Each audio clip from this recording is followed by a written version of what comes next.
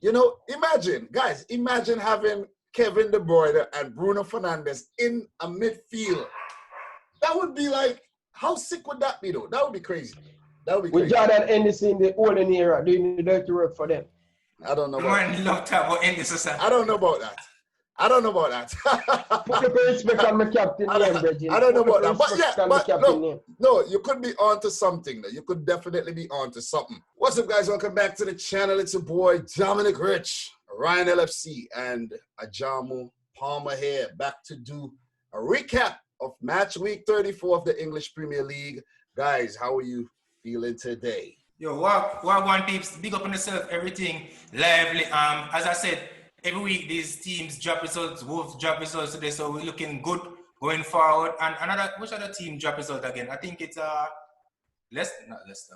Yeah, they keep dropping results. So we're going to Europe and we're full speed ahead, we're buying all these players and I'm so pumped. This guy's hyped today, man. You mean drop points? The others keep on dropping points. Yeah, they're dropping points. You said drop results. I'm like, what is this guy talking about, Ryan? What is he talking about? Ryan, how you feeling today, man? I'm in full red, bro. I'm in full red, man. Fire blazing. Mohamed Salah back on the score sheet with that double. I am feeling so cool and nice in Toronto. Look, I don't get this guy, right? I don't get this guy because he dressed up in full black and he say it's a burial and it was a burial for him. You know what I'm saying? I made a video, the whole video I made when we beat Liverpool 4-0, it was a eulogy. You know what I'm saying? So now... So he was in mourning. Yeah, he wasn't basically mourning before it even happened. You know what I'm saying? So guys, how are we going to do this? We're going to talk about all the Premier League matches that has been played since we last convened, which is, 7 matches for this week, including the Tottenham Everton game. And then the matches tomorrow, we want to touch on them really quick before we actually recap the matches that has already been played. As you guys should know, or if you don't know, I'm a Man City fan. Ryan is a Liverpool fan, obviously, and Ajamu is a Chelsea fan. So what we're basically doing here, we come together, we talk about the results for our respective teams, and then we touch on the other results so we keep, up to date with what's going on in the league that we love so much, the English Premier League. Guys, isn't the English Premier League the best league on planet Earth? Best ever league. Yeah, best ever league. No doubt about that. No question about that. Yeah, I know the other leagues are trying to, they're trying to catch up, but they're all just imposters, man. Simple. Too much money in the Premier League. Too much money in the Premier League. England is the home of football. It's where football is made, so there's a significance in that. And the language as well, language barrier, and it's marketing and everything. It's just a giant. You seem like you're getting a phone call there, bro. Phone blowing up, man. Okay, so guys, we have some games coming up tomorrow. We have Everton, who lost to Tottenham on Monday. We're going to get into that game. It was a 1-0 loss to Tottenham. They play Southampton, coming off of a 1-0 win, an impressive 1-0 win against Manchester City. Guys, how do you think this one's going to go? Everton right now, they're currently 11th on 44 points. And Southampton, interestingly, are just behind them, 12th on 43 points. Early on in the season, Everton picked up a 2-1 win. How you guys think this one's going to go? Southampton not going to beat Everton. But what's your reason behind that though? Because since Carlo Ancelotti take over the club, they have been improving vastly, and the quality of the players themselves, to me, in my opinion, is better than Southampton players. Calvert-Lewin, Moise Kean, and the Everton squad overall is a better squad. You effed up already. You effed up already. Southampton just coming off of a win against Man City, and you said the quality of the squad. That has nothing to do with the consistency. Because why would Everton be ahead of them in the league then? No, but I'm just saying that's a 1 point ahead of them. 1 point. That doesn't matter. But if you look at where Everton coming from and the results prior to Carlo Ancelotti, if they had drawn this or won this Tottenham match, they would have gone far ahead. But this was just an anomaly. Everton, I'm saying, overall, and the run of form is a better side than Southampton. What was an anomaly? The Tottenham, it's not a shock, but based on how they were going on, how the form was, they were expected to win. You have a Tottenham, point. You have a point because they were 2-1 against Leicester, 1-0 against Norwich, a draw against Liverpool. They lost 4-0 to Chelsea just before the lockdown, but they were on good form. Tottenham defeated them. But I'm saying, I think this is a 50-50 match. Any team could win this. Ryan, how do you feel about this? Southampton away from home. Southampton looking really good. No, Everton play a poorly game against Tottenham Spurs, and I expect Everton supposed to bounce back. They have to come out and play football. That going to play in Southampton right now. Redman, Dannings, they are on farm of them life right now, just coming off a big victory over Manchester City. So they have a lot of confidence coming to this game. One of the top goal scorer playing for Southampton. So I am expecting Southampton to get the victory over Everton because Everton has to come out and play. Carl Ancelotti like to stay behind the ball. He has to come out and break down the Southampton team. And for this season, Everton have a difficult to break down team. So yeah, I am expecting Southampton to get the slight edge over Everton. Well said, Ryan. Well said. I think Everton would have to bounce back because of that loss against Tottenham. Southampton, they're on fine form right now after that 1-0 win against City. To defeat City, and guys, we know this, despite City only being on 69 points this season, you guys saw the game today. I don't know if everyone saw the game, but you guys saw it. You guys know what City are capable of doing. And they failed to break down Southampton. They failed to pass their defense and put the ball in the back of the net. And Southampton, one mistake, they pounced on it and they scored.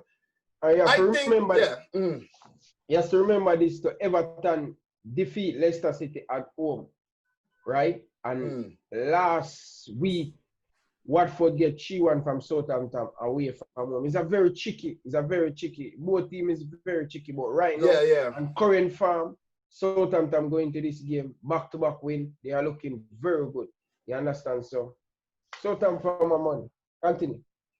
Because like the quality of the players when I watch the game personally, I saw when Southampton playing City, right? They defended well. It was a magnificent defensive performance. They got the breakaway goal, but the quality of the Everton players and the all-round play and the tactics, just how I see them playing, it's a class above. I'm not saying that Southampton won't get a result, but I'm saying the expected result should be an Everton win.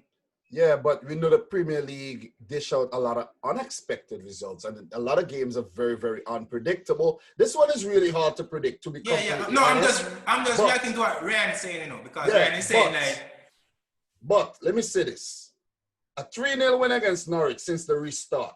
They lost to Arsenal, then they defeated Watford 3-1. They spanked City 1-0. I'm gonna go for a draw here. Everton, pretty tough to play at Goodison Park. I think it's going to be a 1-1 or 2-2 draw. That's my prediction. I'm going to say a draw for this one. What's your prediction, Ryan? You're going for a win, right? For Southampton? Yeah, I'm going for Southampton 2-1 win. And Palmer, you're going for an Everton win? Yeah.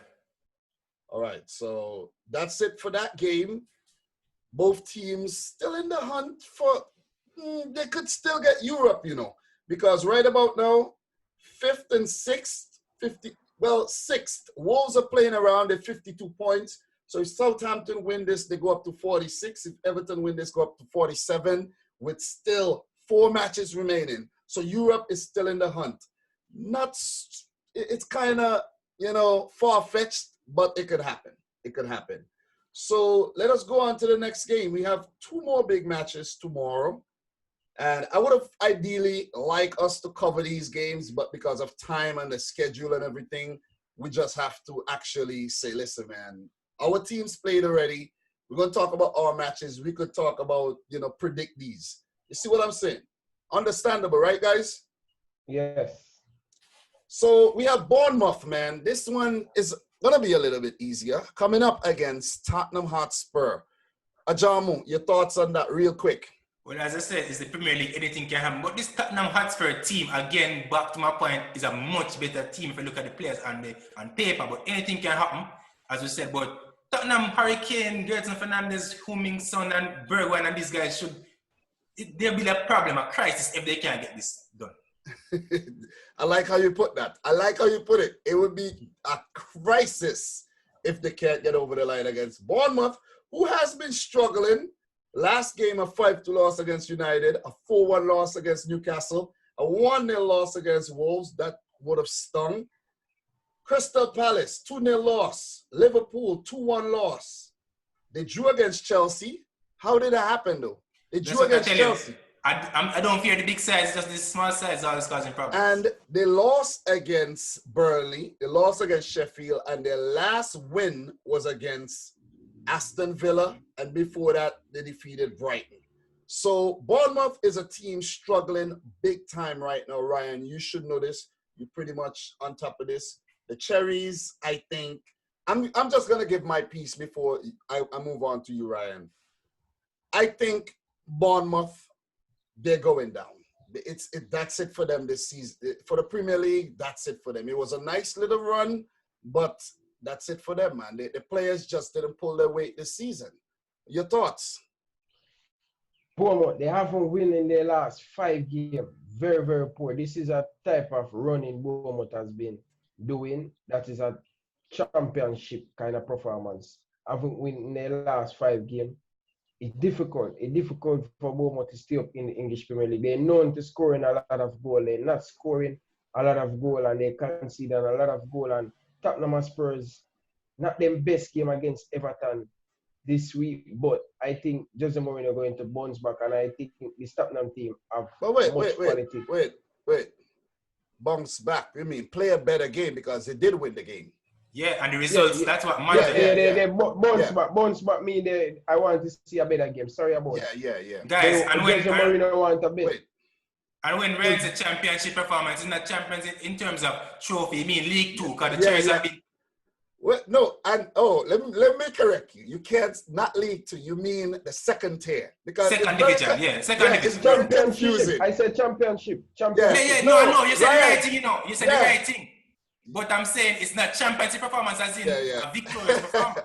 Ryan, you said the right thing, but for some people, some people might not be aware the second division is called the English Championship. You understand? Yeah. Football Championship. So, yeah, man, well said. I think Bournemouth, they're struggling. Tottenham, we're going to move on to Tottenham very soon. I have some points. I want to talk about the Everton-Tottenham game. But real quick, Tottenham, this is a big game for them. But Bournemouth could potentially be a banana skin in their quest to actually pick up, that Europa League spot. They need a result. Yeah. Because right now they have 48 points. They're still in the hunt, Realistically, they could still get top 6. They could still get top 6 easily. They're only 3 points off, 4 points off 6th. Ideally, they would want to clinch at least a Europa League spot. If they don't clinch a Europa League spot, it would be a total failure, in my opinion, after, Pochettino got sacked and Mourinho, with his experience, came in. But, again, as I say, Bournemouth are desperate right now. Guys, they have 5 matches to play with. They could still survive. If they pick up a win here, they're still in the relegation zone, but they're just behind a Watford and a West Ham. Yeah, a Watford and a West Ham that has been struggling as of late. And we'll get to Watford, we'll get to West Ham. But for this game, though, I think Tottenham's going to do the business. No way this Bournemouth that looks down and out are going to pick up a result. So I have to say to Bournemouth, to the Cherries, prove me wrong. Ryan, your prediction was what? A win for Tottenham? You win for Tottenham. Palmer, your prediction for this one? Yeah, Tottenham win. A win for Tottenham. Okay.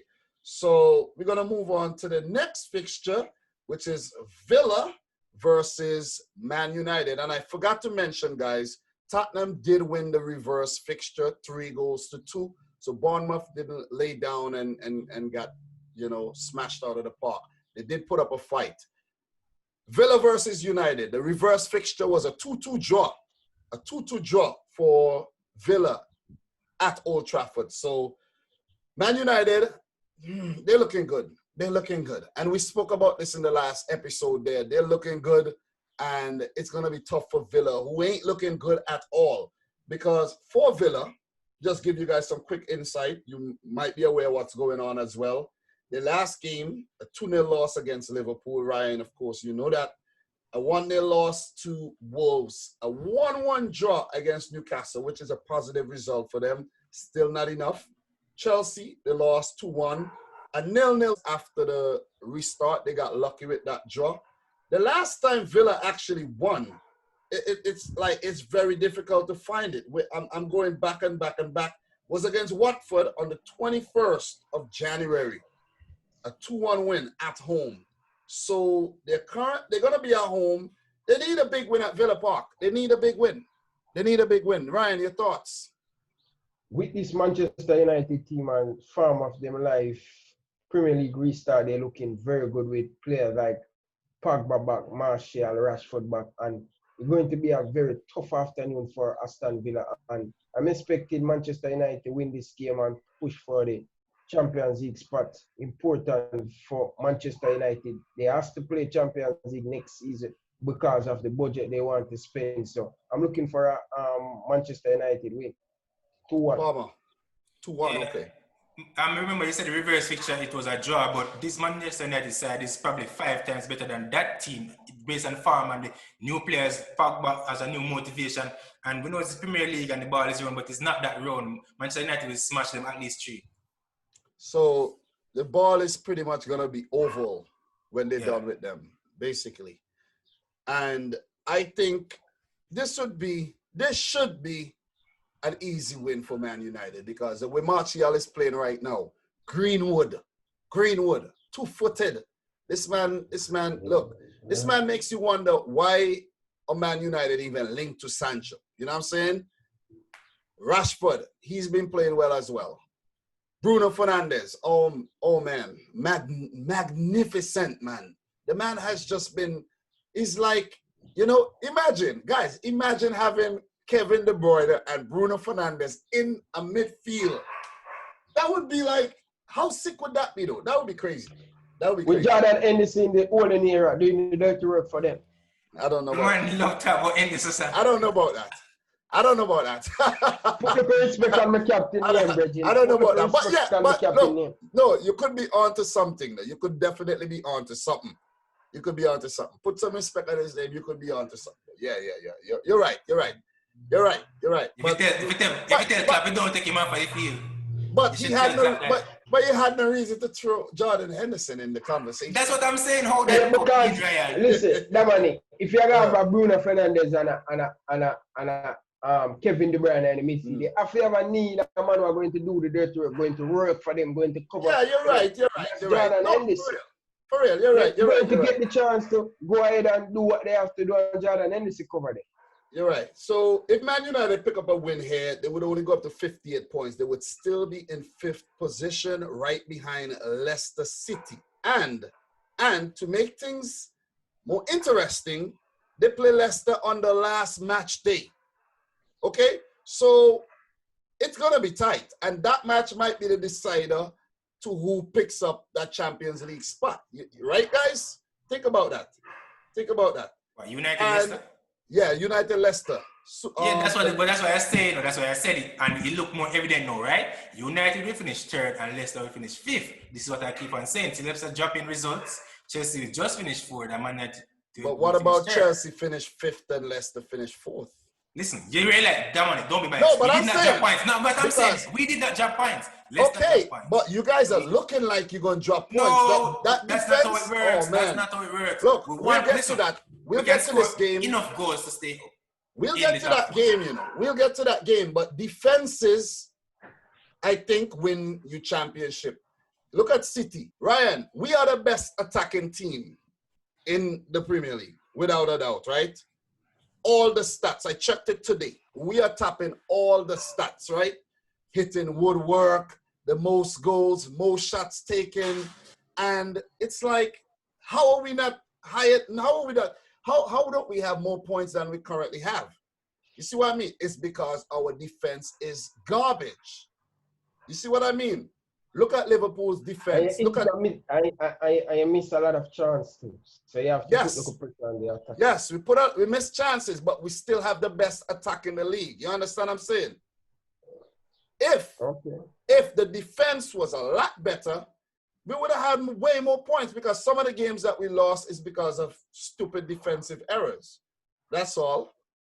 You know what I'm saying? That's true. So guys, what's your prediction for this game? Villa versus United. For me, right? For me, if Villa pick up a win here, they could edge closer to, safety. They still won't be safe. They would still be in a relegation place, but they would go to 30 points, Watford on 31. They have West Ham on 31. And if we check Villa's final fixtures, they could pick up some results here, because look here. They have Palace, they have Everton, they have Arsenal, and the last game they have West Ham. So if they pick up a win here, and they could use the West Ham game as a season-saving decider, it could happen for them. It could happen for them. So, but they have to pull up their socks, man. They have to get it right away. I think they have talent, man. Guys like Grealish. But when you think about it, when I really look back at it, they spent a lot of money, but I don't think they brought in the right people, though. When you really think back about it, too much individual mistake, man. They make too much individual mistake. Ryan, if you look at the signings that they made, it wasn't the right guys. It was some kind of weirdish kind of signings, though. I understand what you're saying, but I see them play very good in some game, and there's some individual mistakes. Exactly. And they're not scoring a lot of goals. If Jack Grealish don't turn up and score, they don't score. But you know why? Problem.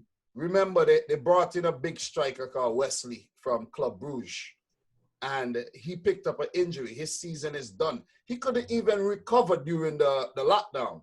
That's how bad he got injured. So maybe if Wesley was, if he was fit, it could have been a different season, because even if they had a bad run of form early on in the year, they could have still caught up. All you need is 4 wins. The striker they buy is again came from.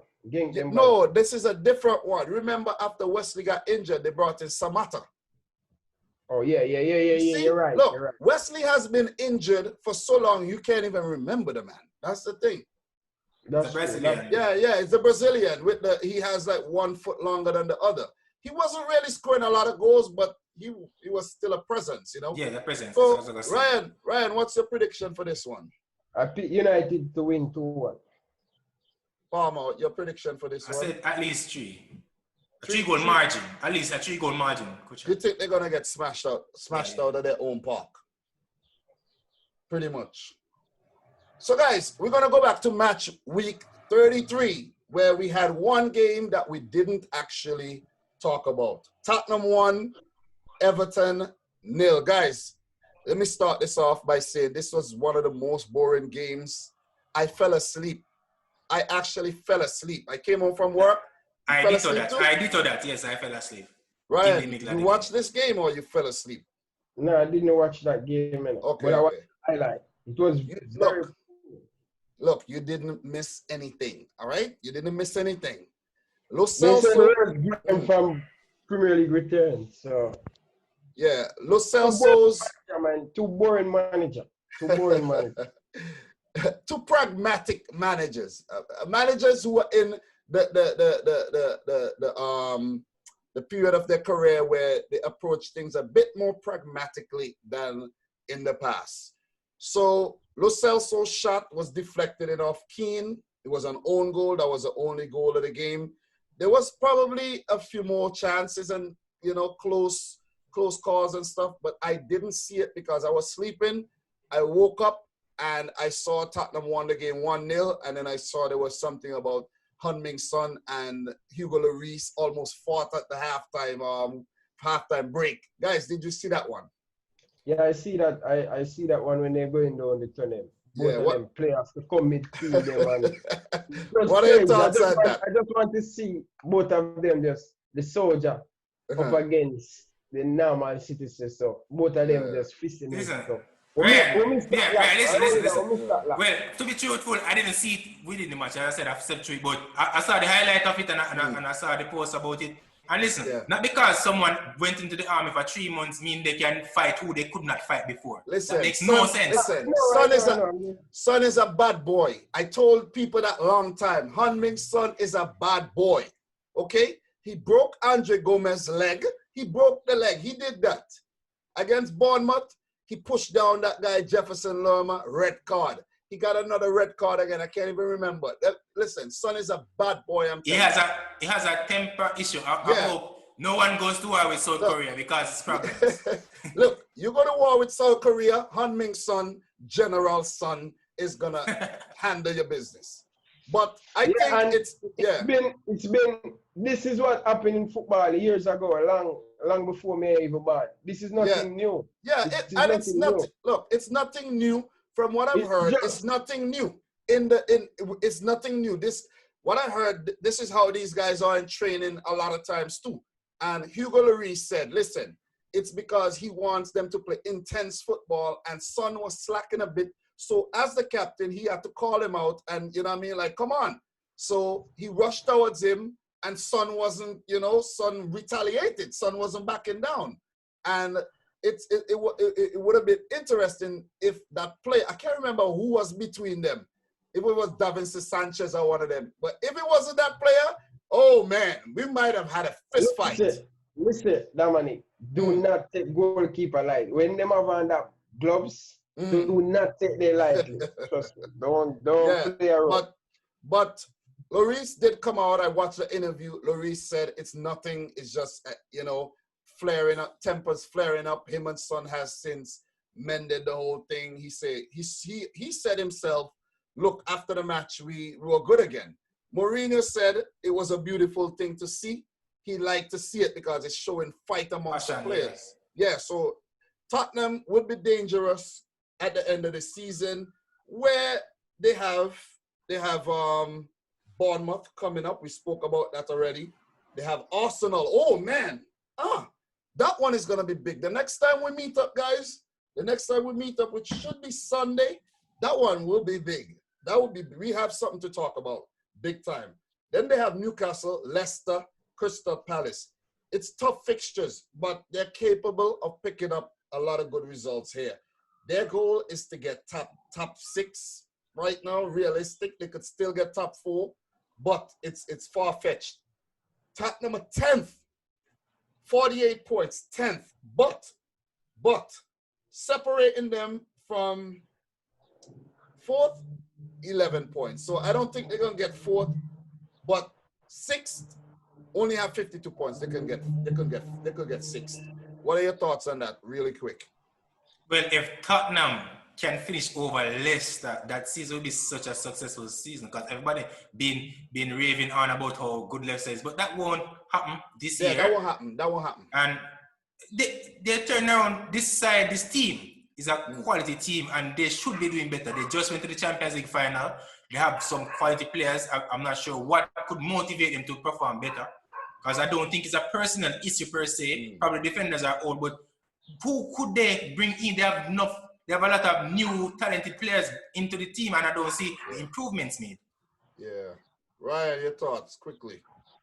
I think the way forward to go, Tottenham, they have to find a coach who's going to suit their philosophy, because Jose Mourinho, I don't see what type of system in using, and sooner or later, Hurricane will get frustrated because this long ball, Tottenham and Spurs do not play them type of ball for the last 6 years under Pochettino. So players like Dele Alli, players like Birdman, they will get frustrated of Jose Mourinho. Oh, in tactics, you want to stay behind the ball. Tottenham is an okay team for me, so they're supposed to play some pretty well football. So very poor against Everton. Nothing expect than Tottenham and Spurs. Poor season. So it's all about, I think they're going to finish about 8. So yeah, Tottenham Everton, that game was that was a snooze fest. I woke up, I saw the whole Son Lloris incident, And a lot of people are saying, you know, a lot of positives should be taken out of that. So let's see how that one really play out. Big news, Tottenham news. Eric Dyer has been banned for 4 games because of the incident when he ran up in the stands and say, you know, when he was screaming, "That's my brother, that's my brother." Remember that, guys, right? Against Norwich. That was when I think they lost against Norwich. Or I can't remember the result, but Norwich did beat them in the FA Cup. But Dyer got banned 4 games and fined 40K. What are your thoughts on that real quick? All right, let me try to rationalize this. All right, so a guy probably threatening his brother, whatever the case may be, and he felt the need to defend his brother as a human. Me and you probably will do that, but as a professional on the field, these guys are there to wind you up every week. So this will happen. You should expect that, and they should be conditioned mentally to deal with things like this. Yes, it's your brother, and you want the world to know that it's your brother, and you know that you care for your brother. But as a professional footballer, you should not be leaving the pitch to go up in the stands. That's just my take on it. Yeah. So they find these guys can afford that. The ban is just it's just routine. Yeah. Ryan, your thoughts on that?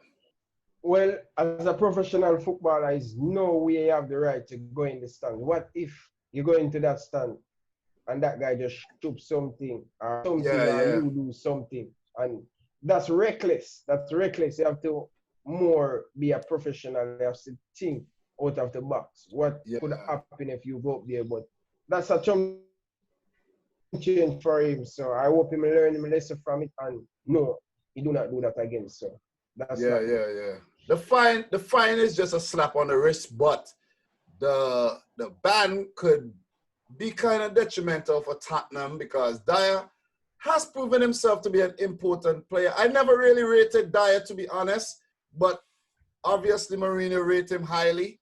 It might just be a blessing in disguise for them if you really think about it. It can. You know what I'm saying? It can be a blessing in disguise for them. So if we check Tottenham's did we actually check Tottenham's last couple of games they're going to play? Yeah, I did. I spoke about the last games they are going to play. For Everton, they have a pretty, some kind of fixtures at the end there, though. And I remember at the beginning of the season when the fixtures came out, I never really paid any mind to the fixtures because, again, guys, I'm a City fan, so I'm ready for anything. You know what I'm saying? So I'm like, who cares about fixtures? But some of these teams were probably saying, like, look, man, look at who we got the last 6 games, But for Everton, they have Southampton, Wolves, Villa, Sheffield, and Bournemouth. Games they could win these games. They could actually win these games and put themselves in a spot to actually get 7th. You know what I'm saying? But that game, man, was just one of the most boring games I saw this season. And I just want to move on to the next game. But Jan Vertonghen, guys, he didn't renew his contract. I checked Transfermarkt, and I realized that he's out of contract. So he might not play for Spurs again. I'm not sure if he actually renewed, but he hasn't been starting. It has been Dyer, Alderweireld at the back there. The last game Vertonghen preparing for the season, for next season. Yeah, the last game Vertonghen did come off the bench though, and that was so maybe he did extend his contract. Voluntary service. Maybe he did extend his contract until the end of the season, but who knows if he is going to sign a long-term contract with Tottenham Hotspur. So more to follow on that one, I have to say. More to follow on that one. But Vertonghen, at 33 years old, he is definitely on his way out. So that game, I don't even want to talk about that game anymore. That was one of the worst games I've seen for a very, very, very long time. So let's move on to the next game, guys. Watford against Norwich. And Ryan, remember, I was actually talking to you about this, and was it Palmer I was talking to about this? Because Chelsea played yesterday, and I told you I'm going to sacrifice watching the Chelsea game to watch this game. And Ryan, you did watch this game too, and this was a hell of a game. This was a good game. Yeah, when they told me that, I felt so bad when the message came in my phone and they scored as the game started. I'm saying, oh my gosh. Yeah, but exciting one. But I wouldn't have watched it. I wouldn't have watched it. The reason why, for the viewers, The reason why I watch the game is so that I can share insight on the game. Ajamu could give insight on the Chelsea game. So we don't both watch the Chelsea game and nobody know what happened in the Watford game. So, Ryan, what made you watch the Watford game instead of the Chelsea game, though? Don't like Chelsea. No, I didn't watch a Watford game, and I watched a highlight of Watford game. Oh, because, you watched that? as I said, yeah. So wait, I like both teams. Did you watch the Chelsea game, though? No, I didn't watch the Chelsea game. I didn't watch Okay. You watched the Arsenal game? Definitely. Oh, so that's the game you actually saw. That's the game. So you skipped that game. The Arsenal game was a late match, but we'll get to that. So Watford 2, Norwich 1. Norwich actually started this game very well with Emiliano Buendia scoring in the 4th minute, his first Premier League goal. He was actually one of the players that helped them gain promotion to the Premier League. I don't know if you guys are aware of that, but he's from Argentina and he is very, very skillful. He, he's a playmaker, but I don't know. He fell off. Started well, but he fell off. We all know Norwich started the season very, very well. And this match is like a similar situation to what's happening to their season. They scored in the 4th minute and then they conceded to Craig Dawson. Interestingly, guys, Craig Dawson scoring from the headed in that ball from the Capoue free kick. That's only his 2nd goal for Watford, He scored the equalizer. Was it against Chelsea? Was it against Chelsea, Ajamu, that they picked up that 1-1 draw? I think it's Capoue scored. No. It wasn't It was Dawson. It was against Leicester City, not Chelsea. Okay. It was against Leicester City. It wasn't Chelsea. It was against Leicester that Dawson scored his first ever goal for Watford, and the man is popping up again with a big goal there. That was an equalizer. And the game went on, the game labored on, and then in the second half, Danny Welbeck scored his first goal for Watford, which was a spectacular goal. The goal of the week, let's just put it right there. Danny Welbeck's goal was the goal of the week. One of the best. There was some other good goals, but that's the goal of the week. Overhead bicycle kick. Goal of the week last week, not this week. Well, it's Sunday this week or last week, though? No, this is this week. This is match week 34 we're talking about. Really? Okay. You said it's goal of the week. Okay. Continue. Yeah, this is goal of the week. This didn't happen on Sunday. Remember, this happened yesterday. Yeah, for real. But that's not the goal of this week, Dominic. But okay, continue. What you mean this is not the goal? What about Zaha? What about Zaha? No. Come on. Zaha's goal was savable. It's just that we're not getting into the Chelsea thing yet. Kepa should have stopped that. That was not the goal of the week. Right, go back to the goal of the week.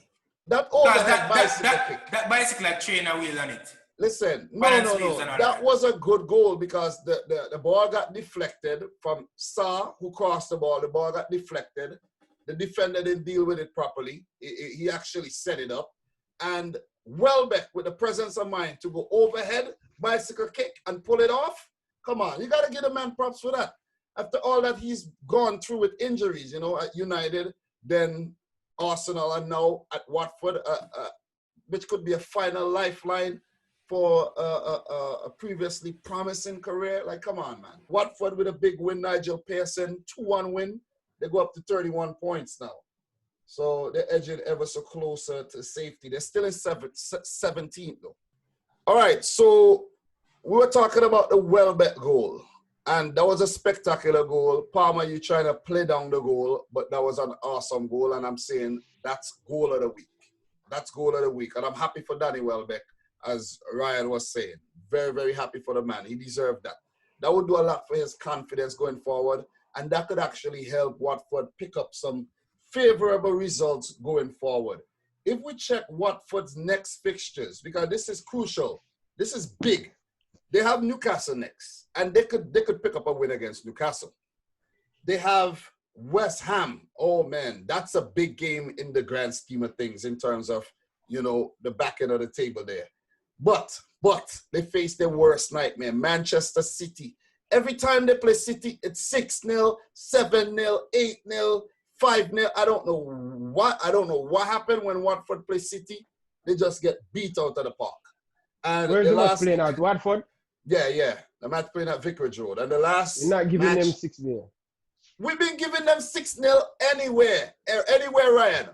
Most Wembley, of the time when they give them 6 at Manchester City. No, we beat them anywhere City, like that. You said 6 today. Exactly. We beat them anywhere like that, and they play Arsenal last. Do you guys think Watford are going to survive, though? Definitely. Well, as I said before, if they survive, it's just. Yeah. I think they're going to survive. I think they're going to survive. In the reverse fixture for this, they actually defeated Norwich as well. So they did the league double over Norwich, which is pretty damn good.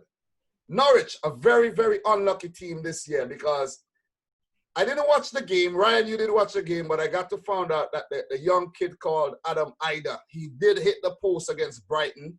He could have picked up the equalizer, hit the post, and they missed out on a point there. And Ida, he got another chance again to put in from close range. And somehow he put the ball wide. That was one of the misses of the season. So it's just been a series of unfortunate events for Norwich, man, and they're going down. They're not able to pick up a single. They're not picking up the points. They're not picking up any points. I don't think they didn't pick up any points in since restart, and they have 23 losses in the Premier League, which is the most for any Premier League sides this season. Watford, they have 17 losses as well.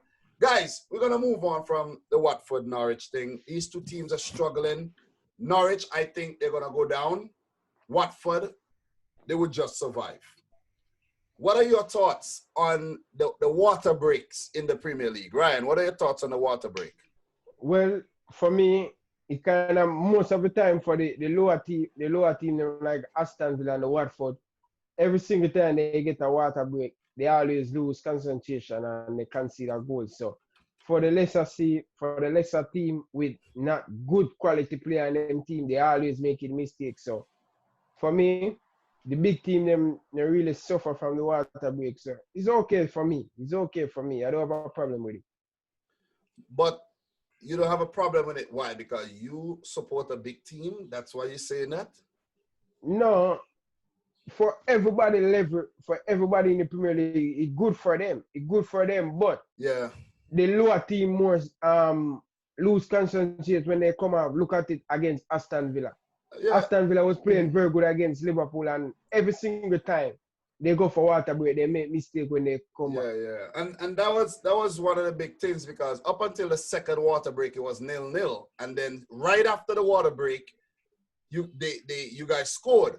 So my thing is, the water break is required because they're playing in summer where the temperatures are hotter. But should players just stick it out and take personal water breaks on the side? Managers are using it as a tactical timeout kind of thing. So there's a lot of pros and cons, but I think the cons outweigh the pros here. Seriously. No, well, I'm not disagreeing there, but here's how I look at it. Not disagreeing at all, because I don't like the format of the game, because we know football is a game of two halves, right? That's how we come to know. This reminds me of those games like basketball or something that has too much time out. I don't like that formatting of it.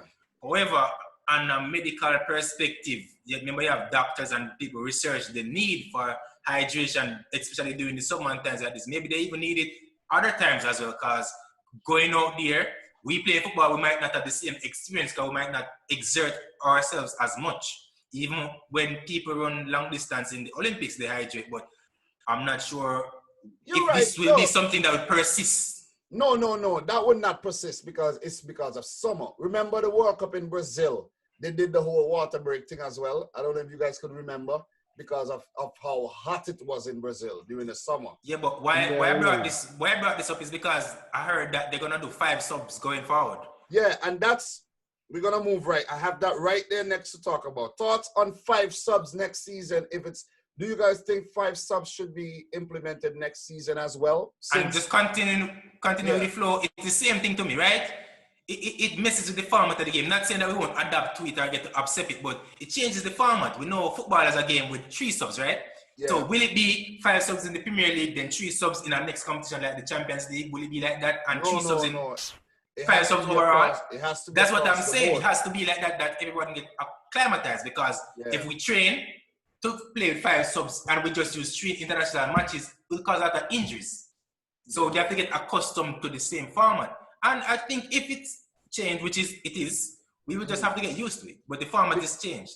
But the thing is, because of what happened with the lockdown, they had to do 5 subs because it would have been too strenuous for players to basically finish games. So allowing 2 extra subs could ease that stress on a player who was struggling. I understand why it's implemented now, because they lack fitness and because of the space of the games. But next season, will it be the same scenario of space of the games? Next season, remember, the turnover between now and next season is going to be quicker.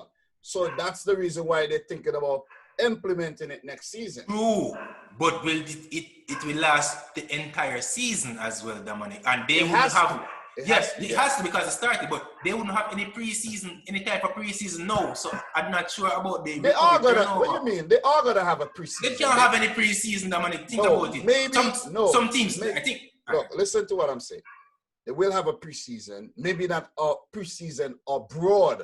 Maybe not preseason in Japan or Korea or America or wherever. But they will have a preseason, similar to the way they did have a few warm-up games before the restart. You see what I mean?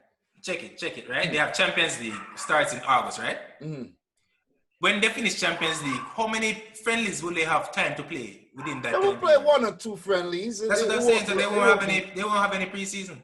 Well, that would be the preseason. They won't have any preseason. Ryan, what are your thoughts on the 5 subs real quick? They really and truly, the smaller team, them would have loved to have the 5 sub because I hear Barcelona complaining about it, say they prefer the cheese sub. Where Arsenal say they prefer the cheese sub because, smaller team, they like to park the bus and when player get tired, look at the example like Barcelona. His biggest club was complaining about FC Barcelona. They say teams get tired in the last 10 minutes and when the team going to have an extra cheese sub, that going to affect Barcelona to wear their own team. But vice versa, is that to do with health? For the player, I don't have a problem with it. The thing is, more players can get time on the pitch. Yeah, the thing is too, it works for both teams. You have to know how to make it work for you. You know what I'm saying? You just have to use the subs right. If you want to use 3, use 3. You know what I'm saying? If you don't want to use the 5, that's up to you if you don't want to use the 5. So I think it's good because we've been seeing players picking up injuries left, right, and center. And if it wasn't for 5 subs, you would have had teams playing with 10 men. You know what I'm saying? You'd have teams playing with 10 men for a long time in the game. So I think it's good, but I don't know about putting it on to next season. I think this should only be applied now, short term, and next season go back to normal. That's my thoughts. Yeah, that's my thoughts. So, guys, we're going to move on to the next match, Arsenal versus Leicester City. In the reverse leg, Leicester actually defeated Arsenal 2-0, but this game ended in a very, very dramatic and exciting 1-1 draw. What are your thoughts? Well, I was so disappointed that Leicester scored, given obvious reasons, but it's just 1 point. It didn't really affect us much. Arsenal are very happy for how they're picking up back. I know they're rivals, yes, but Arsenal is a good team. They play good football, and if you love football, there's no reason why you would hate Arsenal and how they play and the philosophy that they approach the game. I love the way how this young player Saka is developing. Yeah, and Aubameyang. I thought he was pushing for the golden boot, but Vardy responded promptly as well. So it's all good fun. Yeah, so Saka assisted Aubameyang for that 21st minute goal. That was a sweet goal. Bended around for Aubameyang over on the left, and he did the rest. So that was a good goal. Ryan, your thoughts on this result?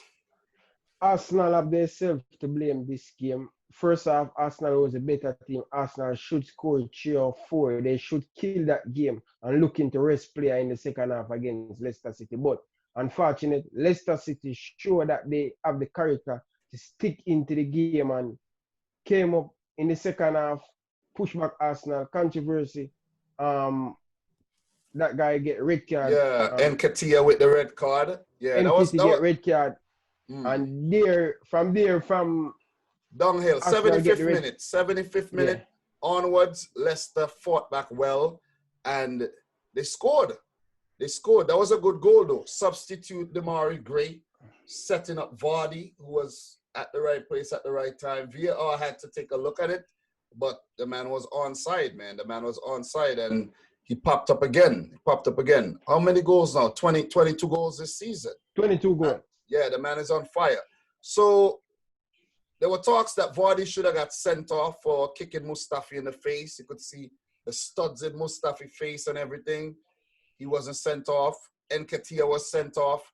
Didn't even touch the ball before for a foul, nasty foul on James Justin, which is, I think, is accidental. And Arsenal have now lodged an official appeal to that red card. So we're going to be hearing more about that. The referee actually had to go look at the screen, which we don't see a lot of in the Premier League. And he decided it was a red card. To me, it was a red card. The player didn't mean it, but I think it was a red card. Well, it doesn't have to be exactly. international. It don't have to be accidental to be a because it's reckless play. Did I say international? It doesn't have to be intentional. I thought I said international there. Yeah, that's what you said. Yeah. I said what? What did I say? You said international. So I was thinking it doesn't have to be an international match. It didn't have to be an international match. Yeah, it was intentional. But Vardy leading the Golden Boot race there. Aubameyang has 20. Danny Ings has 18. But before I wrote that down, Salah had 17 and Mo Salah now has 19. So Mo Salah has won the last 2 Golden Boot though. Wonder when he first came to Liverpool, then he tied with Aubameyang. Was he tied with Aubameyang and Sadio Mane? Was it? Yeah, last season. It was a three-way. Yeah. And now Salah is 3 goals behind Vardy. He could catch him. And Salah should have got the hat-trick. We have Sergio Aguero with 16, Sadio Mane with 18. And I think Raheem Sterling probably in the running. He did score 2. For assists, since we're on this, for assists, Kevin De Bruyne, I think he now has 18 assists. Trent Alexander-Arnold has 12. He could break his own record. And I don't know if he had did he have an assist in the game that just finished? I don't think so. Andy Robertson. They said he missed the chance to break it. Yeah, Andy Robertson now has 9, which is ridiculous. And the only reason I wrote this down is because, Ryan is here and we're going to talk about Liverpool pretty soon. So, Arsenal, though, they are in very good form after losing to Brighton and City after the restart. Unbeaten in 5 games, but they dropped points from a winning position once again, which is not good. Leicester, they haven't been good since restart. 4 points from a possible 15. That's not good at all. That is very, very poor. And they could potentially drop out of the top 4 right now, seriously. Because the way things are looking with Leicester, they're 4th right now. Chelsea have now surpassed them and gone up to 3rd. And Man United are right behind them. 4 points behind them.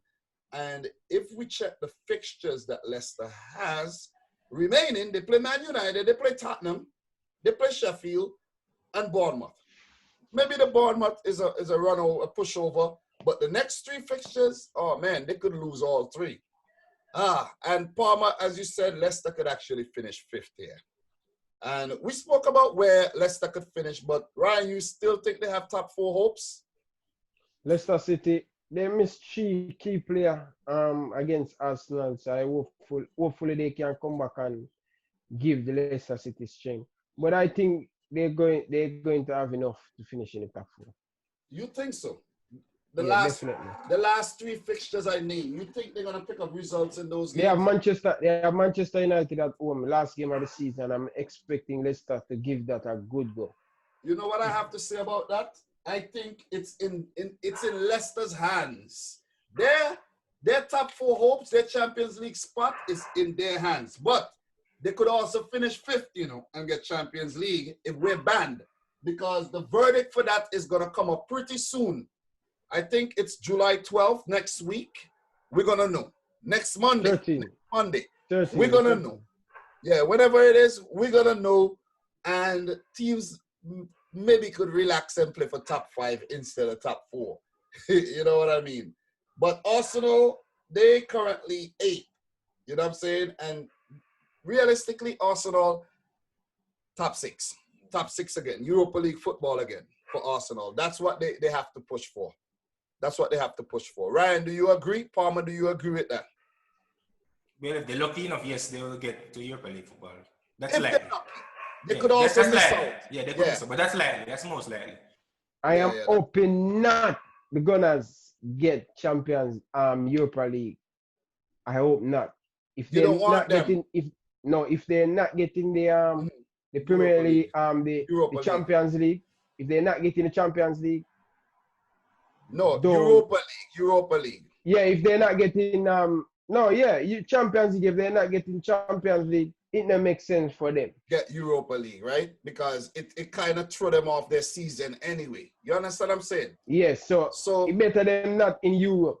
Exactly, and just concentrate on the Premier League. They might actually do better and qualify for the less more game to play in Europe because they have to travel on Thursday, Sunday, and it's really stressful.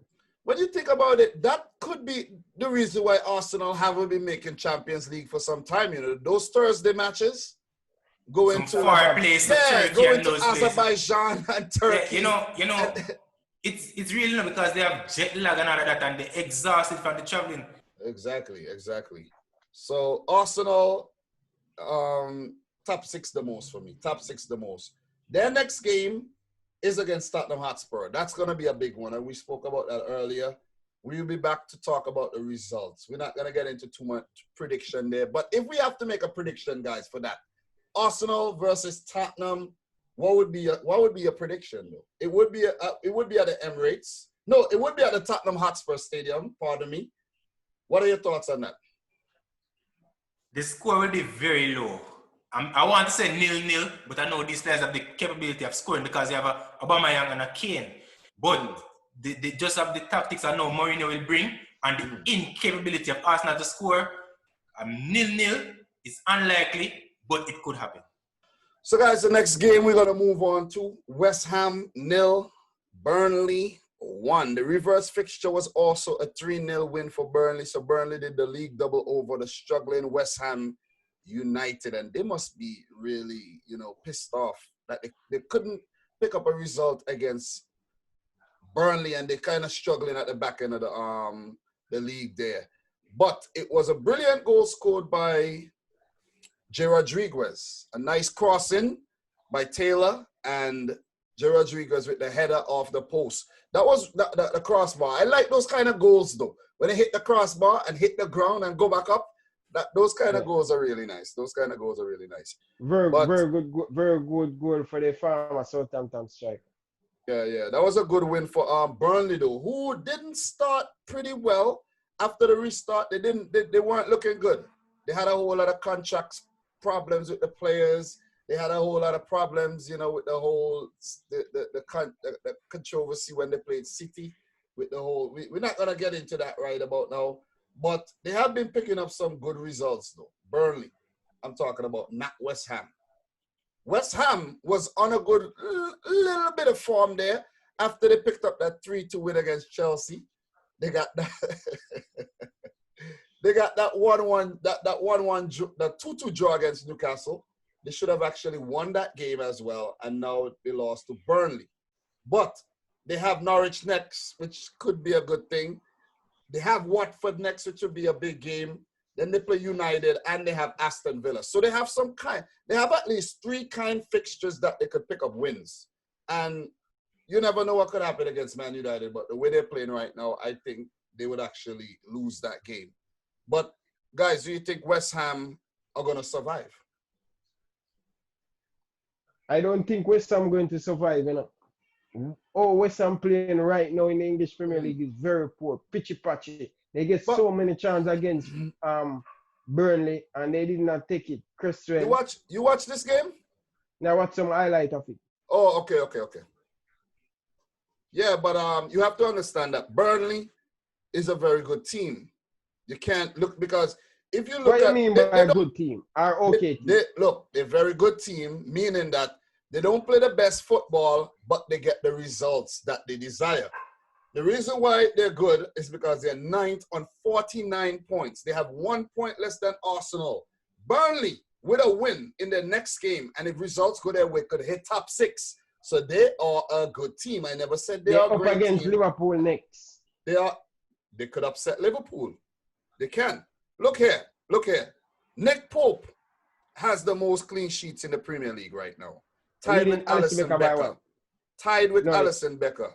Well, actually, he now lead him. He now lead him.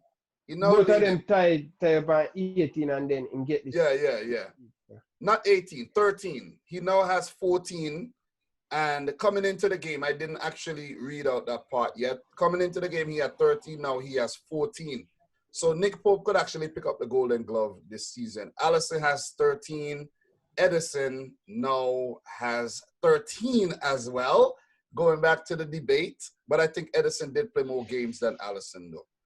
And Kasper Schmeichel, he has 12. This is now 18 losses for West Ham before that game. So make it 19. 19 losses this season for West Ham. This is poor. Unacceptable. 4 points in their 2 previous games combined. And it would have been nice if they could have picked up a next point. But David Moyes, man, I don't know. This guy just looked really sad, man. I'm telling you. He just looks really sad. I didn't watch this game, but I did go back and check the goal, and it was a spectacular one. So, Palmer, your thoughts on these 2 teams before we move on? We're not going to stay too long on these teams. West Ham struggling at the bottom.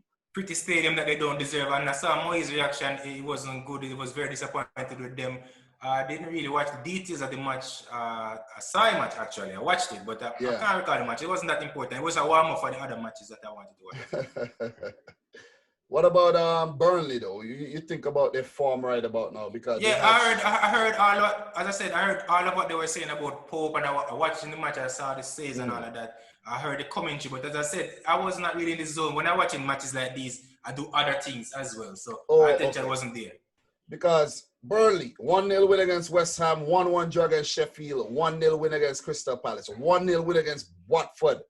They lost to City after the restart, but they bounced back nicely. So that's pretty good. And I think if Burnley continue the way they've been playing, they could actually get top 6. They could get top 6. I'm not going to say top 5 or top 4, but they could actually clinch a Europa League spot where they won't play any qualifiers. They have Liverpool next. That match is winnable. It's winnable. It's going to be tough for them, but you never know. Playing Burnley, guys, to be honest, you never know. But it would be at Anfield. So Liverpool should win that game. They play Wolves. Wolves have been dropping off in form. They play Norwich and they play Brighton. Guys, Burnley could pick up 9 out of 12 points here.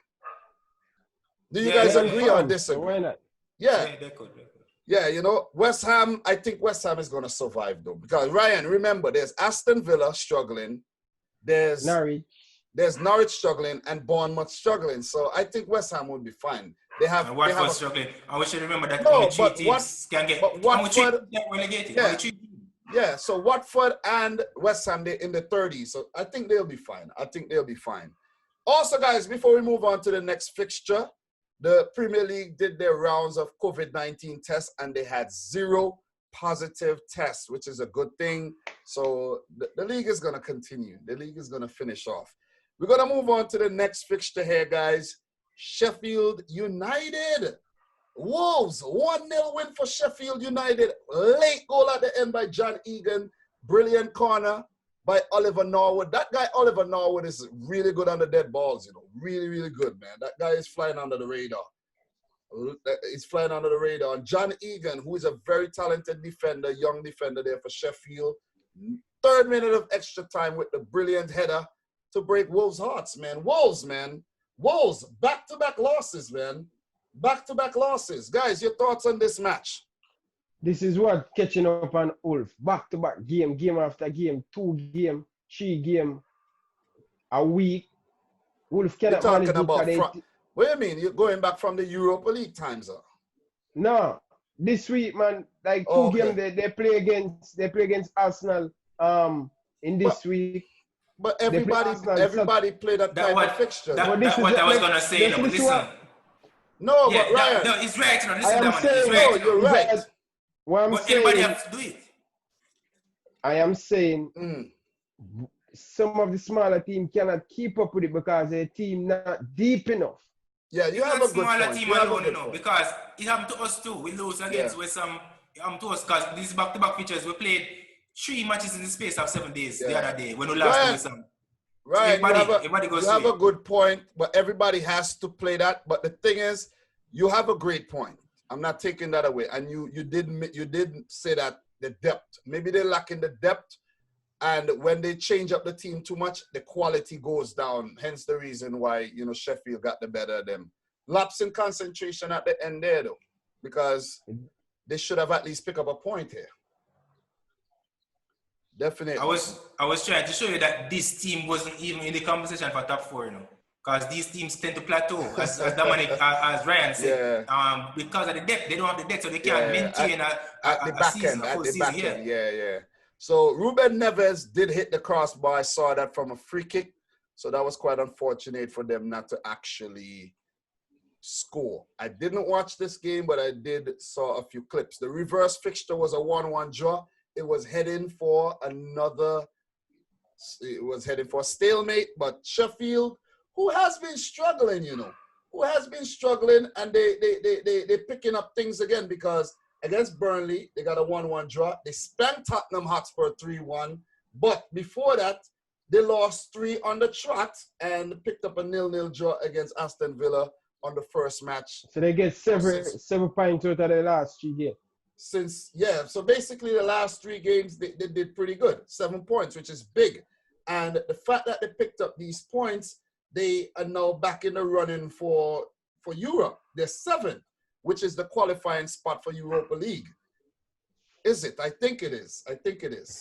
And it should be.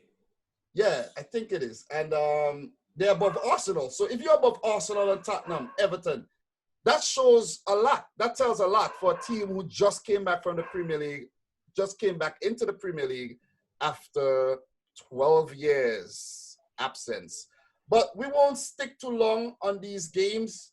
But because for Sheffield, we could take a quick look at their remaining fixtures and see. They play Chelsea next, so that's an easy win for Sheffield.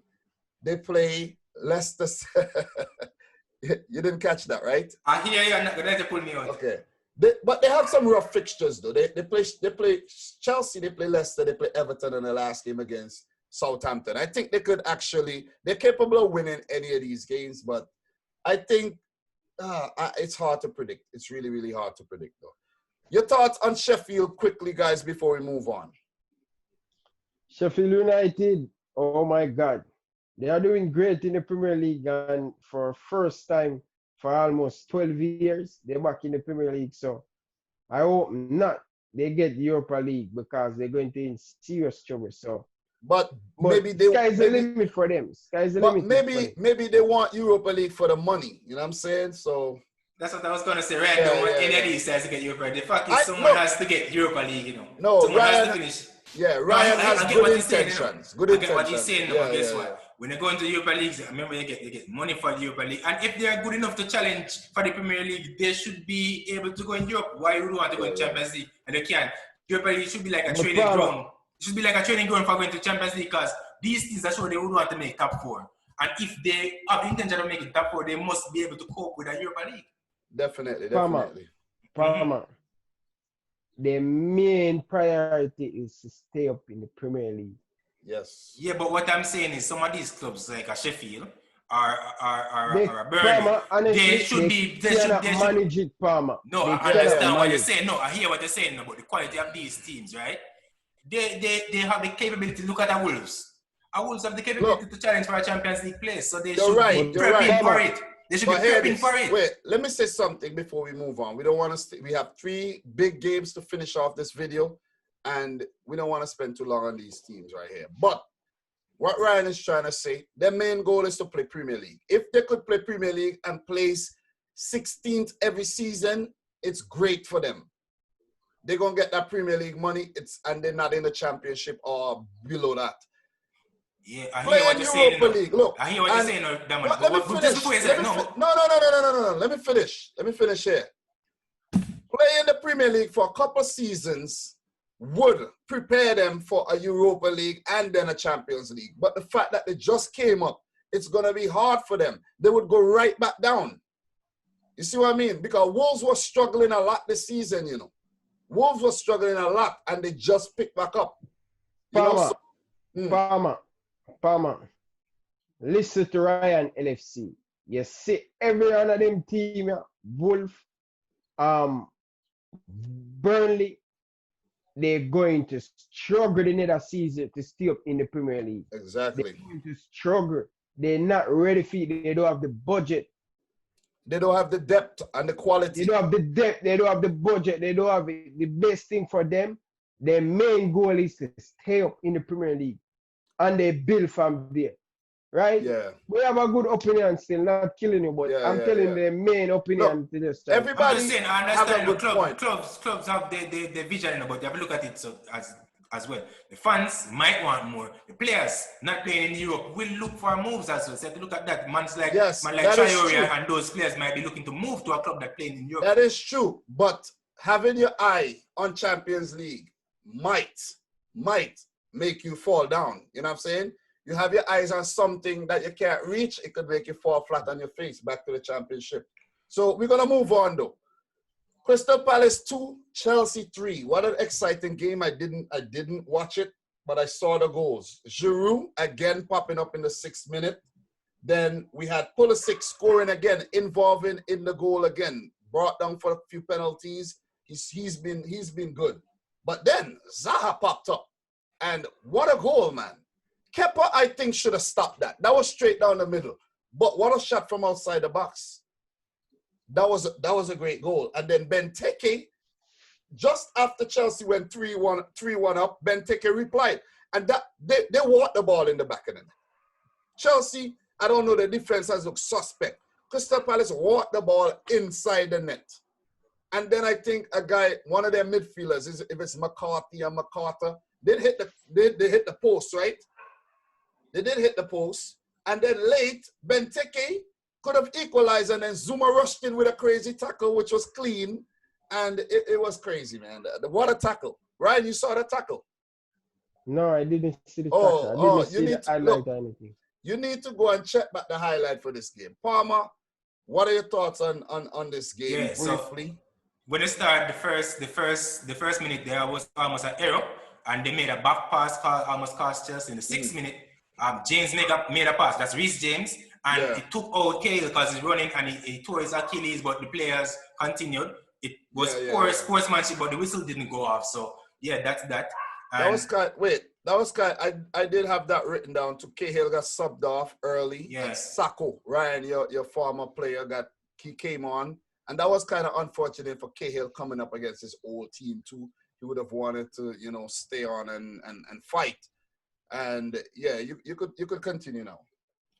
Yeah, so as I said, there was no whistle, but I was just wondering what could happen to mitigate against something like that. Could they check to see if he was in the state to play? Because that doesn't just happen like that. Getting an injury like that, because that does normally. But his age should be in consideration as well. But then again, it's good thing they had 5 subs. So when you bring on Sacco early, he can settle. Yeah. It doesn't really use up one of 3 substitutes. So that's why they have the 5 sub rule implemented. You see where that's how it comes in. Yeah. And then there was a good corner ahead, I think, by Zuma in the early. That's the difference. It would why we didn't win West Ham versus winning Palace now, because it's that physical presence. They match up good with Sacco around there, and even the opposing box as well. Yes, he's the strongest player on the field. Yeah. He's strong presence. He has pace. He has aerial awareness. For me, he's the player of the game for us. And he handled. Before we move on, before you continue, the reverse fixture was also a win for Chelsea, a 2-0 win. So you guys did the double over Crystal Palace. The Crystal Palace has struggled in their last 3 games, though. They were playing good, and I don't know, man. I don't know. Ever since they hit Liverpool, they have just gone down. A 1-0 loss to Burnley, and now. Wait. A 1-0 loss to Burnley, a 3-0 loss to Leicester, and now the 3-2 loss. So they have lost 4 on the trot after winning 4 on the trot. It's weird. Football, man. Football, very, very weird. Very, very weird. Premier League, unpredictable. Very, very unpredictable. Just to continue your points. Yeah, so 11 minutes, then there was an amazing play by Mount. He just turned and laid off the ball. I think Gilmore, though, he could have been more accurate to this passes. He's tried too many spectacular passes when there were simpler options. But he did okay. Pulisic, that clean, amazing technique of a goal, right? And then Giroud he had a claim on Giroud goals as well because they said he touched it. I wasn't sure about that, but that was Giroud goal because that was on target and everything, right? Yeah. And equally, it was a good save for the one that Willian missed as well because Willian almost got on the sheet. So Chelsea was being positive. This match was exciting because it was positive all around. Crystal Palace didn't back off. Chelsea just kept going. They came at us, and Zaha is one of the best players in the league. Undoubtedly, he should not belong to a Crystal Palace team. In my opinion, he should come to a team like Chelsea. He's too good but for a team like Palace. He was linked to a move outside Palace, but it never materialized though. Yeah, but he can't stick around this club. His agent got to deal with that. We can't argue about that. We all know this. We know Zaha is better than that. We know he's better than a Crystal Palace. But what if players like Zaha is what's inspiring Palace to keep staying up every season? Yeah, you know I understand, but as a professional, you must have things that you want to achieve as well. You want to win the league, more titles and all of that. His agent. Talk to his agent. Yeah. His agent needs to get him the move that, we've been hearing about for some time. You know what I mean? Chelsea. But do you think that you guys should have conceded a goal like that? That's what I'm going to say now. Chelsea, they're playing as if Conte is on the field and they didn't change any tactic. They had no one closing down like the way Conte would have. There's a lot of space. There was a big gap in the middle there. Yeah. Right. It was link up because there was 3 passes and then Zaha got the ball. Even Benteke could have went forward, but he chose to give Zaha that ball. The midfield here was totally open and he struck it from away out. It was hard for Kepa to save it in that it swerved and curved and there was no one closing down. Listen, a goalkeeper cannot be It's like Kepa ducked that ball. Hold on, no. A goalkeeper cannot be a good goalkeeper without a solid defense. There's no goalkeeper that can be a world-class goalkeeper without a solid defense. Wait here. Great point. But Ryan, you watch this game or you watch any highlights of this game? I watched the highlight of the Chelsea game. You saw the goal Kepa conceded. It was a great shot by Zaha, but it's savable. Palmer. I'm not saying it's not savable. Let Ryan say something. Okay. Yeah. Palmer, as a goalkeeper, a former goalkeeper coach, Palmer, Kepa should save that. And listen, when he's a very good goalkeeper, you stand down, no matter who you have in front of you. This show me that Chelsea going forward, spectacular, very good team, good attacking player, but they need strength in that midfield, in the back, and they need a very good goalkeeper. Kepa is not the man to lead you forward to give you a Premier League title. With Zuma, you need more quality at the back. You need a commanding centre back like a Koulibaly. We're going to partner with likes of my fellow German, Rudiger. Now you're talking to me. With Kepa in goal, this guy has proven that he's not trustable. Why do you think so many Chelsea fans on him back? He's not good enough. Look, they have to just loan him to Valencia. This man is confident. I hear what you're saying, and I look it from your point as a goalkeeping expert. But listen to what I'm saying, right? You cannot judge a person accurately as a goalkeeper if the defense is not up to par. How gonna know how good he is? You think your keeper or Edison would be the class he is without a Van Dijk in front of him? You need to fix the defense first to know how competent he is. Because he should have never got a shot from that distance out. Someone should close out that. He shouldn't have to worry about that. He makes some good stops all the time, Ryan. Listen. Look, let me say something. Wait, hold on. Let me say something. I'm just responding to what Ryan's saying. Yeah, let me say something. Chelsea need to invest in their defense, and Chelsea probably think that they don't. They're trying to invest all this money in Hakim Ziyech and Timo Werner and Kai Havertz. They have a lot of midfielders. They have a lot of forwards. We haven't even seen Callum Hudson-Odoi as yet since the restart, I don't think. You guys need to invest in the back because I have here. Chelsea barely held on to that 3 points. Barely. If it wasn't for Zuma, who I think... That's what I'm saying. Yeah, but wait. If it wasn't for Zuma, who I think is not really getting the game time he deserves, Zuma should be starting every game so he could build up his confidence. Frank Lampard is switching too much. If Tomori was fit, you would have seen him at the back too. And if Chelsea is going to win a title, the defense has to be improved. And they need, to be honest, guys, Kepa is the most expensive goalkeeper ever. And he's not showing that he worked that tag at all. He's not. This is the point that I was making, right? All right, check it. Look at Alisson in his match. He didn't have to do much, right? You see Kepa? Hold on. No, but you just said something that I have to interject. Alisson was busy as hell against Brighton. Busy. Big saves. Ryan, am I right? You're correct. And the point am I right? Finish. Look, am I right? Ryan, Alisson had to make a lot of big saves. Even though Gomez and Van Dijk was there, Brighton played well, they got in behind. Kepa is stop. Exactly. That's the point I'm making. Roland, that's the point I'm making. They got in. It's not defend, Dominic. I agree that we need to improve in goalkeeper, but listen, the flag that this guy's getting is not warranted. I'm saying, as he's looking at it as a goalkeeper, right, Ryan? I look at it as a defender. You should not allow someone to go in and have a shot at your goalkeeper from that distance or cut in behind your goalkeeper. That's what I'm saying. I'm not saying that Kepa. Listen, I'm not saying that Kepa is the ideal keeper wanting, but I'm saying the level of criticism is getting is not warranted. Who is closing down Zaha there? He shouldn't get that freedom to come that far with the ball right there and take the shot from there. No one stopping him from making the shot.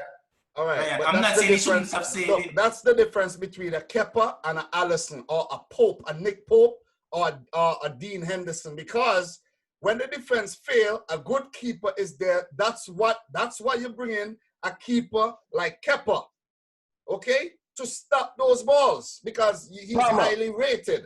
Palmer, do you know how much points Alisson Becker saved for Liverpool and Edison? Many. I'm going to give you an example. I'm going to give you two facts. You see, Alisson Becker and Edison, they save Manchester City 12 points every single season. It's when you have a good goalkeeper. Look at me, Palmer. I'm looking at you. Palmer, who is the two centre back for Burnley?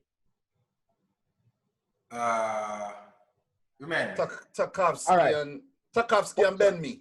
What I'm trying to say, I'm making an example. Zuma and Rudiger, they have much better defender than Burnley. You know what the difference with Burnley?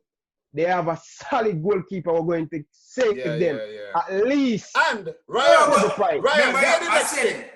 hear the next thing. Do you know that Ben-Mee is one of the players who have been playing every single game for a long time.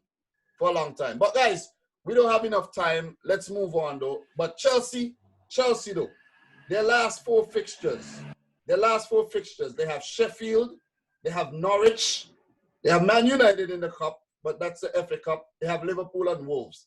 The next two games are winnable, but you see against Liverpool and Wolves, it's going to be very, very tricky. You guys are hanging on to your top four hopes, but I think you can get top five. We don't want to spend too long chatting about, whether this could get top five or, Chelsea, because Chelsea are third right now. It's all in your hands. It's crunch time. United are right behind 5 points. Leicester right behind 59 points. But I think you guys should be able to clinch top four with the form that you have shown. That's my thoughts. Ryan, do you think Chelsea can get, or you think they're going to finish top four? Yes or no? I think they're going to finish top four. And Palmer, we already know you think they're going to finish third, right? Fourth. No, fourth. Yeah. Fourth, okay.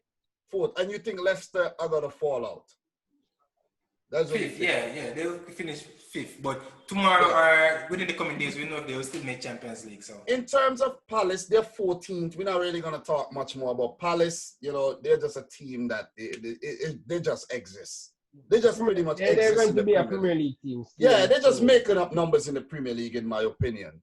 So them and the last, yeah, oh yeah, that's good joke, good joke. The last two fixtures that we want to touch on, we won't spend crazy long on these games because you know, my team and Ryan's team. So what we're gonna do, we're gonna briefly, I'm gonna just give my thoughts on how I feel about the win. I have a lot written down here, but I don't really need to, you know, go into everything. I'm just gonna run through it real quick. You guys give me your thoughts, your brief thoughts on it. City, they can't win the league anymore. We could win the FA Cup and we could win the Champions League. So we're still in for something this season. At least we're still in for something this season. So City 5, Newcastle 0. Guys, the reverse fixture was a 2-2 draw. You guys remember that when Shelby scored that goal, and it was that game was, I don't even want to remember that game, but we recently defeated them 2-0 in the FA Cup. Newcastle were unbeaten in the last 6 Premier League games. However, and it shows how unpredictable the Premier League is. We just lost to Southampton. Newcastle in good form. They got smashed 5-0. So City, man, they just weird. They show up sometimes. Other days they don't show up. And this is a team that Guardiola rotated heavily. You know what I'm saying? And both Newcastle and City have been the 2 highest scoring teams since the restart as well. They didn't have Alon Sit-Maximin in their team. You guys know about the guy that wear the headband. And he would have been a threat. Player. Yeah, very good player. He would have been a threat to us today. If Liverpool could get Alon Sit-Maximin, that would be a need player, though. That would be a need player for you guys. That would be a good player for us, too. That would be a good player for us. Maybe even for Chelsea. What do you think? We take Almiron. Almiron is looking. Okay, you want Almiron. So City's back line was a bit laughable to me today, but surprisingly, they did well. John Stones did well. Otamendi did well. Zinchenko and Cancelo, who came off at halftime for Kyle Walker, they all did well, man. They all did well. They surprised me. But with the goals here, the goals, 5 of them included an own goal. Gabriel Jesus finally popping up with one. Happy for him, open up his body, and he put it in the back of the net. Mahrez as well with the goal. Federico Fernandez with the own goal. David Silva with that beautiful free kick, man. Did you guys see that? Very good free kick. Very good free kick. That was awesome, man. And Sterling with the late goal there after he came off the bench. It was a big win. Phil Foden did get a couple chances, clear-cut chances that he missed. And I was kind of disappointed with him, but the young man, I think, will bounce back, though. Big history made today, guys. Big history made today because Mahrez scored his 10th Premier League goal of the season, and it's the first time in Premier League history that 5 players have scored 10 or more goals in a season. Did you guys know that? That's strange. Yeah. That's strange. It is very strange, but Kevin De Bruyne, Jesus, Sterling, Mahrez, and Aguero all have over 10 goals this season, and hence the reason why City has the best attack in the league, the best attack by far. We have 80-something goals. That don't make any sense. It doesn't make... That don't make... No. You play 30, you play... Could I finish? We have the best attack in the league, hands down. The stats are there to prove it, but our defense isn't good enough to back it up. Hence the reason why we're so far behind Liverpool. Liverpool's defense is better. Their attack is very good. Hence the reason why they have so many goals. Just some quick points before I move on. Foden, I said he missed a lot of goals there, and he should have scored. Dubravka pulled off a lot of big saves, and I must mention him. He has made 84 consecutive appearances for Newcastle. They only got him for $3 million, so that was a big steal there. So overall, guys, I'm happy with the performance. We had young Tommy Doyle coming off the bench, making his Premier League debut, and I must say it was a spectacular performance, and I'm disappointed that we have dropped 33 points this season. 33. That's more than the last 2 seasons combined. Wow. And yeah, it's crazy. It's crazy. Losses. We now have 69 points, 9 losses this season, and it's a season. It's a Premier League season to remember, but we can still salvage the season by winning the Champions League that we might get banned for, and actually winning the FA Cup. Our next match is against Brighton. I'm expecting a win there. Then we play Bournemouth, expecting a win. We play Arsenal in the League Cup. That one's going to be tricky, but I expect a win. We have Watford and Norwich. You see those fixtures, guys? Sweet fixtures at the back end there. For Newcastle, for Newcastle, they're safe. So we don't even need to get into Newcastle. They're about to get taken over pretty soon. It's just a matter if Steve Bruce is going to be in charge or not. It's going to look tasty for them going forward. So, Ryan, we're going to finish this off with Liverpool, man. Liverpool with a big win today. Big win. What are your thoughts? 3-1 win against Brighton. I think Brighton, let me just give my quick thoughts. I think Brighton, they played well, but they gave away the ball a lot early on, and they were punished, and that's why they were played out the game. They did come back with 1 goal, did get a few more chances, but overall, Liverpool qualities, it was telling in the end, and they picked up the big W. Quick thoughts. Well, I'm so happy with my team performance today, and I'm really happy to see Jordan Hennessy get on the score sheet. But I want to give some massive credit to Brighton. They play really good today, but Liverpool just miles better than them. I like their philosophy. They want to play out from the back. Although in the first 8 minutes into the game, Liverpool has scored 2 goals by mistake by Brighton. But you have to give them credit. They stick to their game plan. They want to continue to play that ball from going to the back. If they can add a couple more pieces to this Brighton team, they're going to look very dangerous. They have a very solid team. But let's talk about the champion now. My team, Liverpool, in the first half, I like what I see. I love what Jordan Hennessy brings to this Liverpool team. Mohamed Salah. Henderson, to interject, Henderson picked up an injury, so let's see what will happen with that. Axel Chamberlain, navigator. I'm so happy for this guy. This guy has yet to show us he can play 3 games. Now him have 2 on the bounce, 2 assists for navigator. He played really good today. He going forward, he was that creative spark for Liverpool. And also tracking back, winning back the ball. Good to see Navigator fit. Navigator had a great game.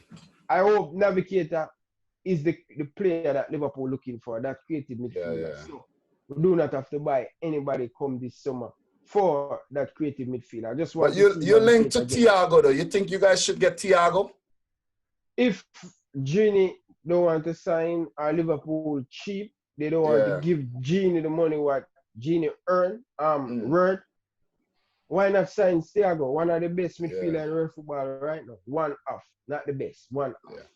So Ryan, you guys actually defeated Brighton Hove and Albion in the first match you played them this season. Van Dijk with a brace, and they did bag one through Lewis Dunk, 2-1 win. So you completed the league double over Brighton, but you were unable to keep a clean sheet, though. That's a bit worrying, though. That's a bit worrying, but still, you guys were able to pick up the win. 92 points. Only 8 points more for that historic 100. What are your thoughts? Brief thoughts on that.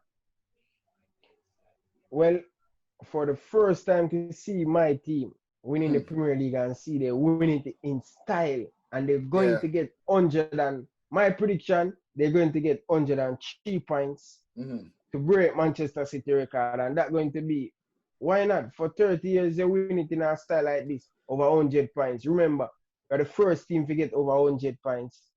Over 100 points, I claims it from now. Oh, so you want get over 100. So out of a possible 12, right? You want 11 out of that. Yes. You can't. I don't think you could get 100. I don't think you could get 103 though. You can't get 100. You can get either 104 or 102. You could get 102.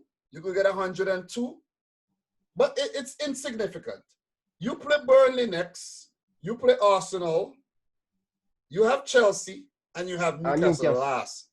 You guys are gonna lose 2 of those games. You're going to lose against Chelsea. Listen, let me finish. You guys are not getting 100 points. You know, we're going to lose against Chelsea. Chelsea, look at that. they had a high point tally as well, and they won't want Liverpool to surpass them. You guys are not getting 100 points. I'm just joking, though. You guys might just get 100 points, though. They're not going to beat Chelsea, though. Look. Right now, just wait. The way Liverpool are playing, they can get the 100 points, but you guys are kind of looking a bit suspect at the back, you know.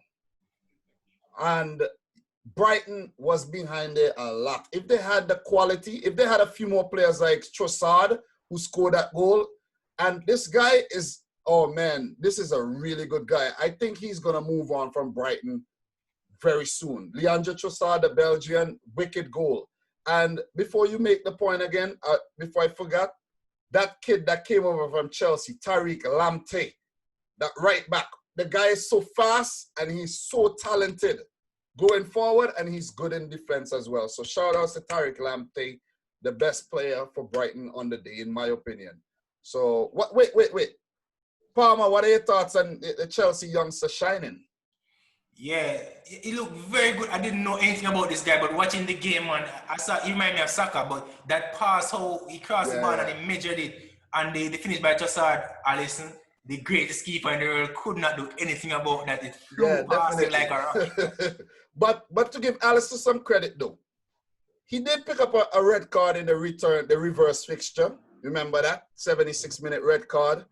And he pulled out some big saves, because I remember Neil Maupay had a close range shot that should have scored. It should have scored. And Alisson saved it. Brighton could have picked up a result from this, a draw. Dan Burn. How Dan Burn didn't score that goal late, I don't even understand. Yeah. But I have some things. Ryan, I know you want to say something, but I have some gems here. I have some gems that I have to share with the people. It was 7 hours without an away goal for Liverpool. 7 hours. Did you know that? No. You didn't know that? No. So do you think I'm right or am I wrong? What do you think? You always get it right most of the time. So okay, so let me tell you. A 4-0 loss against City. A 0-0 draw to Everton. A 2-0 loss to Chelsea. That was in the FA Cup. A 3-0 loss to Watford. That was the first loss of the season. And a 1-0 loss to Atletico Madrid on the road at the Wanda Metropolitano. A 10-0 on the road. That's how Liverpool looked. The champions, you know. That's how weird the thing is. Another gem I have for you. Are you aware that Adam Lallana has played his last game for Liverpool already? Yes. Because they don't want to risk him getting injured and jeopardizing I'm listening a my coach, and I listen to my coach press conference. Okay. A potential move to Leicester that he's been linked to. Thiago Alcantara linked. You already touched on Thiago Alcantara. I think he would make a great addition to your team. But if you guys could have got him on a free, it would have made much more sense though. But to pay 30 million for him, where he might actually get injured and miss majority of the season, I don't think it makes any sense though. I really don't think it makes any sense at all. And you could continue making your points, and if I find any big gems, I'll share it with you again. Well, as I said, we are getting over 100 points. Grateful for that. And the game overall today, it was not a bad performance for Liverpool in the defense. We should do much better in the defense, because too many times this Brighton team get behind this Liverpool defense. I know we're playing a very high line because we depend on our pace to reach back. But Nico Williams play at left back today. He did not use him left foot, and for me, that's the side where Brighton get a lot of the chance create from that side, because the right back, the left back from the right back from Brighton is much faster than Williams. Yeah.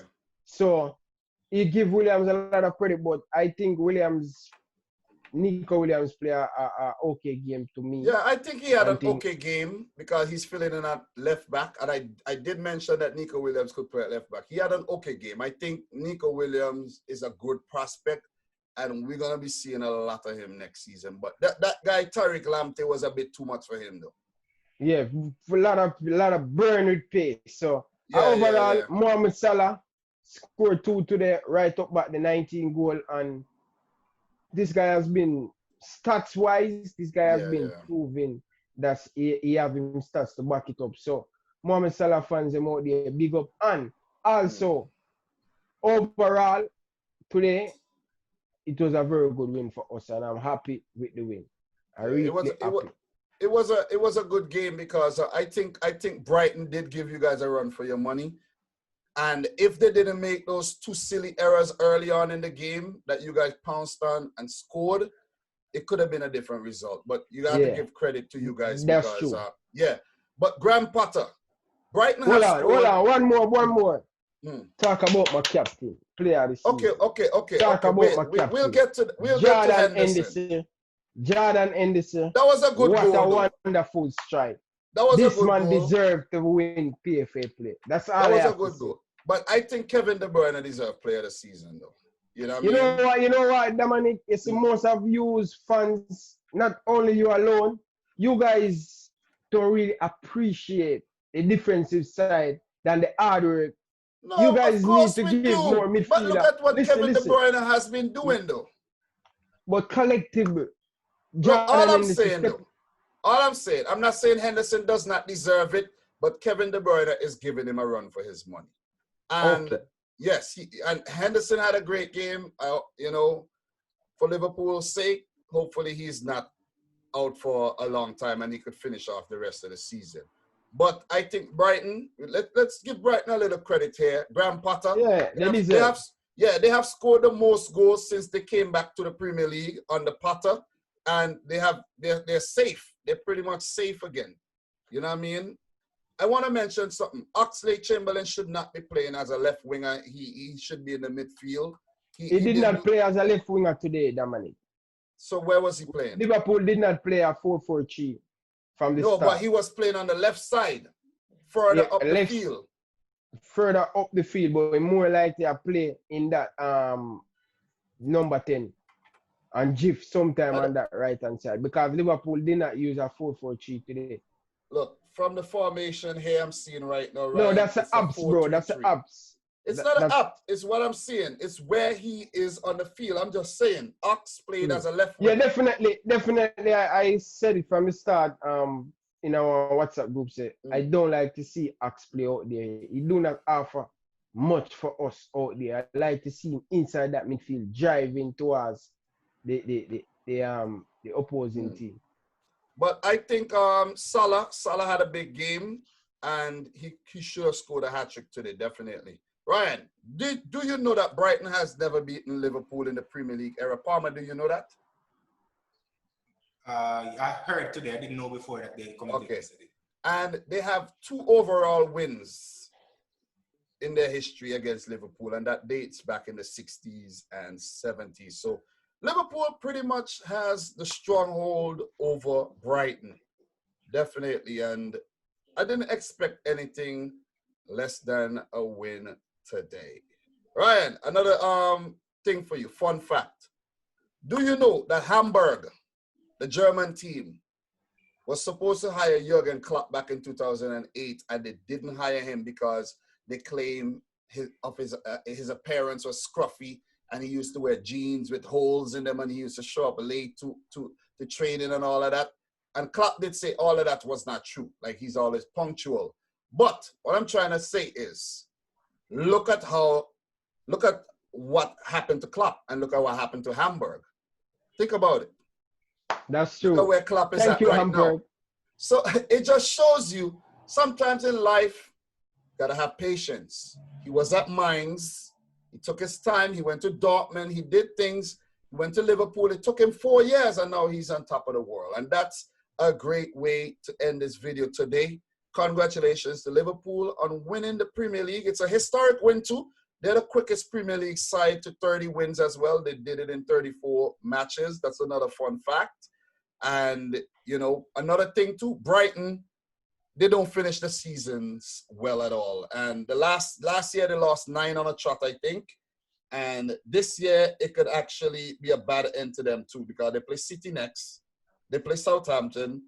They have Newcastle and Burnley. So let's see how this one ends up. But guys, it's been real, man. It's been real, long, tiring. We'll be back for match week 35 to talk about those fixtures. All right, what do you guys say? You guys are ready to come back? Are you guys up for next one? Definitely. We have 4 more. It should be Sunday. We have 4 more to go. It will be recorded on Sunday. I don't know if it will be out on Sunday, but we have 4 more to go. 4 more match days. It's crunch time, and we're only warming up for big things next season. Next season, it's on and popping where Chelsea are going to aim to come for the title. So, Ryan, you guys watch yourselves. City, we are coming. United are coming. Arsenal are going to try. Tottenham are going to try. Wolves are going to try. Leicester always in the mix. They're going to try. Everton as well. So, big congrats, man. Palmer, say congrats to the man. Congrats, take care. Yeah. Thank you, Palmer. Yeah. Champion of England. Definitely. So, guys, before we go, do you think that City has a chance in the Champions League to actually win it? Do you think this is our year? Yeah, Ryan, do you think this is our year? No? It could honestly, it could be. And the ridiculous thing, City was having the advantage and this coronavirus just come. They have to play one leg. But I think, Dominic, and I love to see City win it, but I think Real Madrid right now, winning the La Liga right now, I think the La Liga is finished. And with all of them players coming back fit and ready to go again. You think they're going to knock us out? Yeah, because they don't have Sergio Aguero. You just want to see us. You just want to see us fail. We ain't getting knocked out by the Real Madrid. I want you to win the Champions League. I want you to win it, but you just have to start the facts and the truth. Let's end the video on that. You don't have Aguero. Let's you end the don't video. have Aguero. Aguero will be fit for that game. PSG versus Bayern final. PSG wins. Okay, all right. That's your thing. We win in the Champions League just to shut you guys up. So guys, I'm your boy. Let's go on, G. I'm your boy Dominic Rich. Thanks for watching another video. We got Ryan LFC Ajamo here. Guys, you were great guests. I appreciate you guys taking the time out of your busy days to chop it up with me. Final thoughts, Ryan?